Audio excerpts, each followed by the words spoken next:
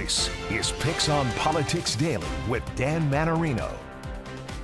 Hey everybody, welcome to PIX on Politics Daily. I'm Dan Mannarino. It is December 9th. And before we get to talking about a different kind of politics today, right? I'm going to talk about politics blending with pop culture in this new Barack Obama musical that I saw and was amazing. I want just to quickly talk about some news of the day in the political world, right? Because it's never a dull moment here. And I thought we were done for the rest of the year covering races, but here we go.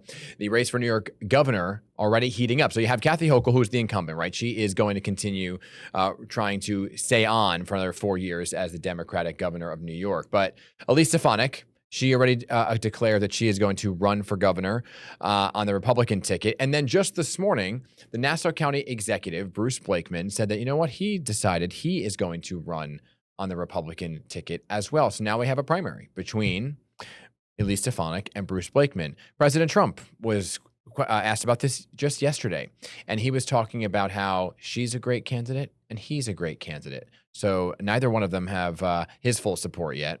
And then on the Democratic side of things, Kathy Hochul is going to run in a primary against her own lieutenant governor, Antonio Delgado, who said he didn't want to run on the ticket with her anymore. He wants to take over for her. So we have two big primaries now in the race for New York governor on both sides of the aisle. I want to just quickly play a bit of the video from Bruce Blakeman earlier about why he decided to jump in the race, even though others told him not to.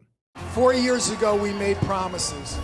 We said that we wouldn't be a sanctuary county. We said we would take the masks off the kids and stop oppressing our children. We said we wouldn't raise taxes. We haven't raised taxes 1 penny. We are the safest county in America. All right, so just a little bit of a backstory, a little inside baseball. Ed Cox, who's the Republican chairman, said that he didn't want a primary. He didn't want anybody to run against Elise Stefanik. And Bruce Blakeman said, well, why are we anointing anybody to be the nominee? Much like Curtis Lee was said when he was running for mayor, right? You know, people were urging him not to run, and he was like, I'm going to run for mayor anyway. So there you go. That's the news in the political world in terms of the race for New York governor. And then, of course, everybody's taking office in January, which we'll be covering the swearing in of the new governor of New Jersey, Mikey Sherrill, and Zohran Mamdani, who is going to be the new mayor of New York City. But let me talk about something that is a bit different than we talk about on this show, and that is a musical that I saw. It was the Friday after Thanksgiving, Black Friday. It was called 44, and it's a musical about Barack Obama and the time that he was in office, and it was unbelievably hilarious. And it got me thinking about, you know, how does somebody come up with this concept of a political musical, satire? Will it work? I mean, the audience was amazing. LL Cool J was there the day that I happened to see it. So let me bring in the writer, the director, the composer, producer, Eli Bauman, to the conversations. Eli, good to see you. Good to see you. Thank you for having me, and thank you for coming to the show. Yeah, and it was a great time. I mean, everyone in that audience was laughing from start to finish. But I want to talk about your history first. This is a political show. So before we get into the showbiz side of things, I want to just talk about you as a person and how you got into writing this musical, right? Because you're a former Barack Obama campaign organizer. So how did that whole thing happen when you said, okay, I want to enter the political world? I was young. It was 2008, so younger. I quit my job. I moved to Las Vegas. I worked on the campaign in 2008. It was an incredible experience, a chaotic experience. I loved it. I worked through the inauguration, and then I was like, this is probably not for me. As I actually got to DC and was like, oh, okay, this is how this goes. And then I found myself 8 years later. I kind of dipped my toe into the Hillary campaign. I was married and I didn't have as much time. Mm-hmm. And it obviously didn't go the way, I actually will say, it went the way I expected once I was on the ground there in Charlotte, North Carolina. It did not go the way I think most other people thought it was going to go. But well, because polls. Anyway. Everyone's looking at the polls. Yeah. And again, you can overcorrect with anecdotal evidence, but I was just driving around Charlotte, which was, like suburbs. And I was like, this doesn't seem like what the numbers are saying. And certainly energetically, it did not seem that way. It's interesting. We just got off, if I can interrupt for just a quick sec, we just got off covering an election here in the city that in many ways was compared to that of Barack Obama in 2008, right? It was grassroots. It was led by the people. It had a lot of campaign volunteers and organizers that were on the ground. And Zoran Mamdani won, just like Barack Obama won. So can you just, for the political junkies, before we talk about the show, kind of fill in like what exactly happens on these grassroots campaigns? Oh man, well, your head is so down and just counting the pavement when you're actually in it. But when you take a step back, it is this weird energetic feel that you have in a room of like a buzz in the room when the candidate is there, and people's eyes light up when they're talking about that candidate. And I think Mamdani had that, Obama had that, Trump has that in his own way.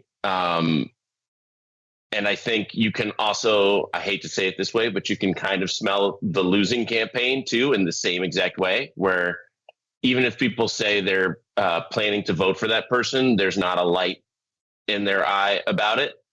And ultimately, at the end of the day, people vote with their gut and people show up because they feel compelled to. People will find reasons not to go. So you have to give them reasons to go. And I think Mamdani tapped into something. Obama tapped into something. Trump tapped into something. And if you don't, I don't trust those numbers at all. Right. So here we are, all these years later, and you said, well, you know what? I want to write a musical. So how do you kind of parlay into that world of like, well, this makes a perfect stage musical?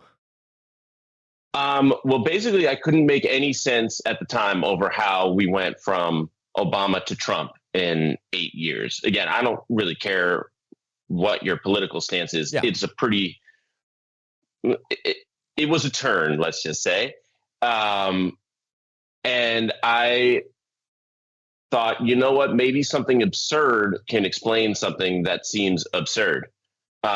So I actually just went back to my experience and I thought, you know what, they actually laid the groundwork for Trump in a weird way over those 8 years where things just kind of, the narrative, one common narrative started to erode.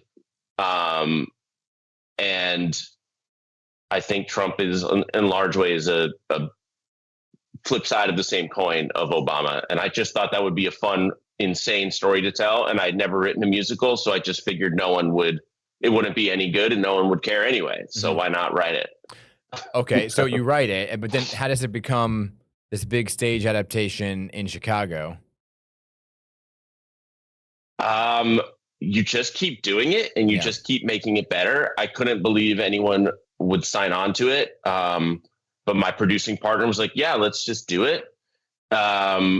My music director has never done a musical before. So he said, fine, let's do it. It's the beauty of not knowing what you're doing, right? Is you also don't know what you're not supposed to do. So you just keep doing it. And we put it up in LA. It went well. I went, oh no, I guess I have to do it again.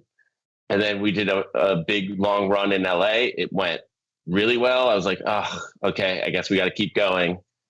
And yeah, now that was like 4 years ago, basically. Yeah. And you did a run in Chicago. So kind of fill me in on what you decided to put in the show, because a lot of it are political references and political figures that are in the show that the former president came across during his tenure. So how did you decide what would go in, what would make a good satire and a good joke, and how did you go about it? Because there was a lot of material. Well, there's a lot of material, yes. And for political people, you'll recognize, even within the absurdity, you'll recognize moments, particularly from the first Obama term. But I just, to a certain extent, I tried to marry the people who seemed the most relevant with the people who also seemed the most fun for me to talk about. I made a couple of good bets early on in the show. One was that my Joe Biden was going to be young and moonwalk. And so it somewhat insulated me from the news cycle with Biden. He wasn't president at the time when I started writing it, but it was a good bet. And there's no Trump in the show, which was the other good bet, because even though it's a very partisan subject, I suppose, it's not a very partisan show. It's not preachy. in that way, and it's not. It actually feels like a really nice oasis from the chaos of today. Yeah. But like, again, my comedic brain goes, okay, who's the most boring political person I can think of, which is Mitch McConnell, and let me make him the most absurd, trash talking character I can think of. Yeah. Which he has like the most words in the show, even though he says about 10 words total outside of the show. Really? So I didn't realize that. I think of Mitch McConnell as a person who does not speak very often, and when he does, it has zero inflection. No, I know. I'm just thinking about the show, and I didn't realize he had the most words in the show. He is the only person with long monologues. Gotcha. Yeah, he is. Yeah, and he raps. Yes, yeah, I know. There's a lot.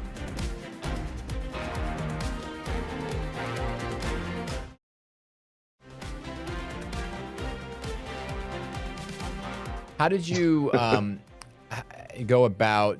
By the way, the guy who's playing Joe Biden right now in the New York City production, like, is incredible. Did the Obamas come see it? Not yet. They know about it very much so. A lot of people from their administration and their campaign have come. Mm-hmm. We actually just, because it's political, Congressman Schiff has come, and I know talked about, like, a lot of people have told them about it. They're probably tired of hearing about it, both Obamas. But we know we're going to get them. I think we were close in Chicago. But as you know, like, if a political person of that stature comes to anything, it is like such a huge ordeal just getting them there and clearing the room. So we'll see, but we're going to get them. What's your plan right now? Because it's running through January, right? Yeah, we run through January. We ran this entire year. So I think we could use like a tiny break, but the plan as of now is to go to DC in the spring, which feels like continue to travel it. Yeah, we're going to continue to travel it. The philosophy of the show has always been to go, not just focus on New York, but to go where people are, where people live. And to some extent, we're hoping to kind of run through the midterms. So to somewhat marry the show calendar to the political calendar. Yeah. Now, is there work for another musical? I mean, there's so much that's happened. I will say people ask about like a 45, 46 or 47. There will be none of those. I need a break from that. But yeah, I'm working on some stuff that, again, the show, you've seen the show, but the show is absurd and it's satire, but we do tackle, I think, relevant cultural stuff and political issues. Like, I'm not shy about those kinds of things. Yeah. So no, I thought you were able to weave in, which is tough to do. I watch a lot of shows. I go see a lot of shows, and I cover a lot of politics. But it's tough to make something that is satire, but at the same time, then talk about real serious issues like gun violence in America, and do it where it's captivating an audience. Yeah, you did it. But what was amazing too was seeing the room and trying to figure. You're right. You kind of lose sight of it's not a partisan thing of who's in the audience and who's watching the show, because you make Democrats are being made fun of at the same time as Republicans in the show, and so it's a good mix.